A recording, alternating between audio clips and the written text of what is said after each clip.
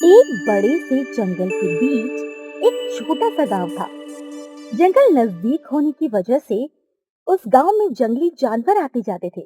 उसी गांव में महेश नाम का किसान था, जो रोजाना खेत में काम करके अपना गुजारा किया करता था। आज तो आप बहुत परेशान लग रहे हो। क्या बताऊं भाग्यवान। आज मैं जब खेत में गया तब हमारे सारे खेत की फसल जंगली जानवर ने नष्ट कर दिया था। इन जंगली जानवरों से तो मैं परेशान हो चुका हूँ भाग्यवान। अरे जी, आप परेशान मत होइए। ऊपर वाला जो भी करता है ना, अच्छे के लिए करता है।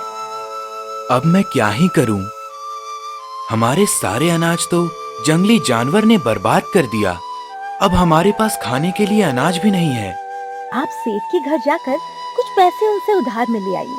कुछ महीने बाद उनको उनके पैसे हम लौटा देंगे। हाँ, तुमने सही बात की।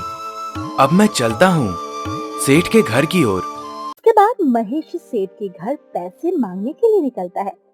वो सेठ बहुत ही कठोर दिल का आदमी था। वो गांव के गरीबों को पैसे उधार में देता था और उसके बदले उन लोगों से उनकी संपत्ति हड़पता था।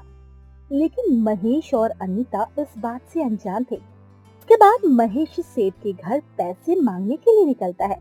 नमस्कार सेठ जी। अरे महेश, आज हमारे घर में कैसे आना हुआ? तुम तो खेत में ही काम करते रहते थे। तुम्हें तो तुम्हारे खेत की वजह से फुर्सत ही नहीं मिलती थी। सेठ जी, क्या करूं? मेरे सारे फसल जंगली जानवर की वजह से बर्बाद हो गए। तो मैं क्या करूं? तुम्हारे खेत में जाकर रखवाली करूं? नहीं नहीं सेठ जी, आप गलत समझ रहे हो। मैं आपको क्या समझाने की कोशिश कर रहा हूँ और आप क्या समझ रहे हो?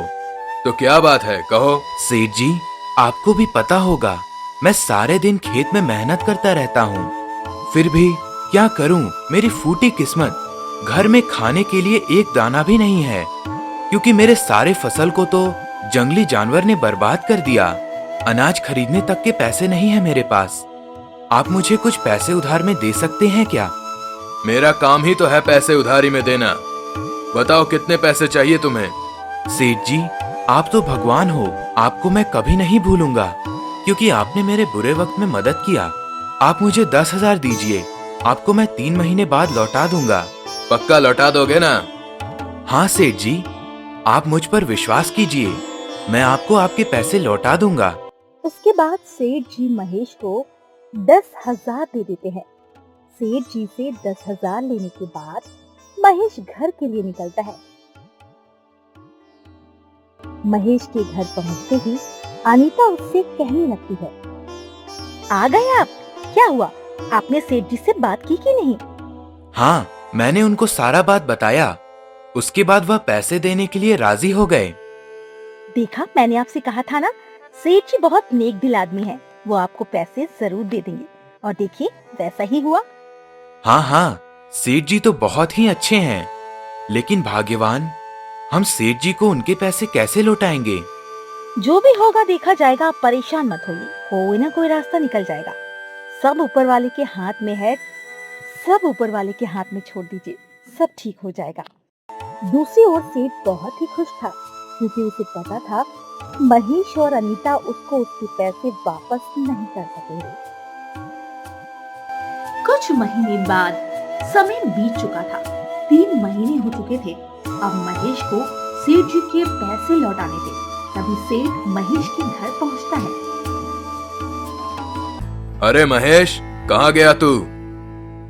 इतने दिन बीत चुके हैं, क्या तुम्हें मेरे पैसे लौटाने हैं भी या नहीं? सेठ जी, मैं आपके बारे में ही सोच रहा था। आप आ ही गए।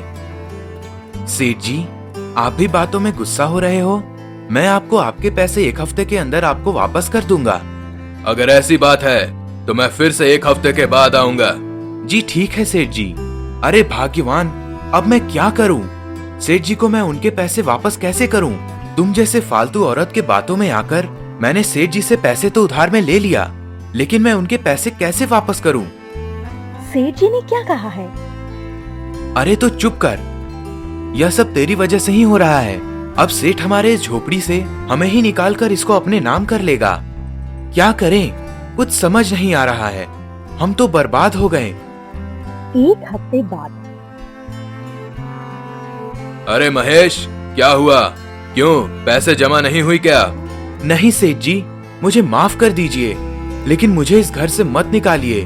मैं और मेरी पत्नी कहाँ जाएंगे?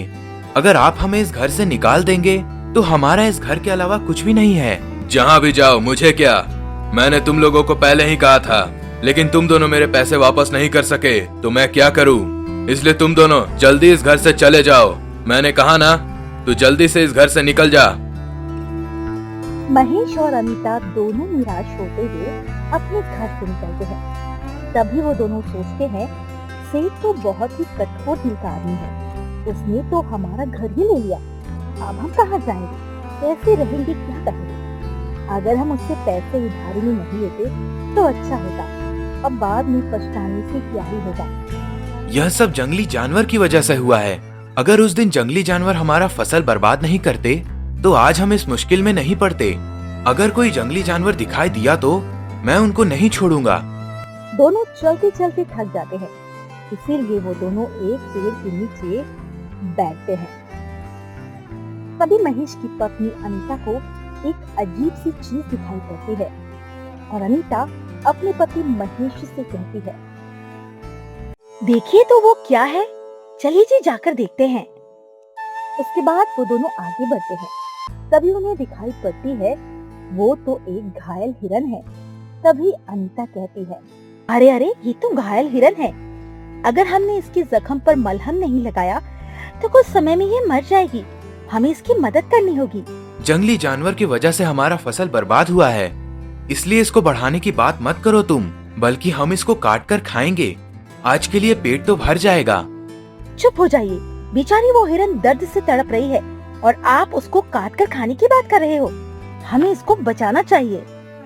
तभी अनीता साइड से मिट्टी को उस हिरन के जख्म पर लगा देती है।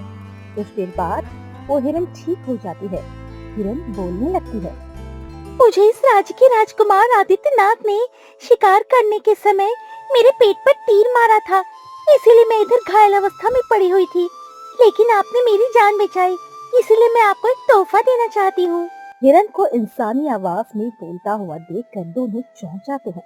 देखते ही देखते एक पैसे से भरा हुआ पोटली प्रकट होता है। तुम्हारे लिए है, क्योंकि तुमने मेरी जान बचाई। मुझे पता है तुम दोनों बड़े ही समस्या में हो, इसीलिए मैं तुम्हें ये पैसे दे रही हूँ जो तुम्हारी समस्या का हल है। अब मैं चलती हूँ, जंगल में बच्चे मेरा इंतजार भी कर रहे होंगे। उसके बाद ही हिरन चली जाती है।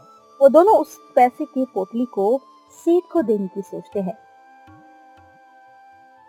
अरे ओ सेठ, लो रख लो तुम्हारे पैसे, अच्छे से गिनना, कहीं कम ना पड़ जाए। अरे अरे, इतनी जल्दी तुम लोगों ने पैसे कहाँ से ले आया?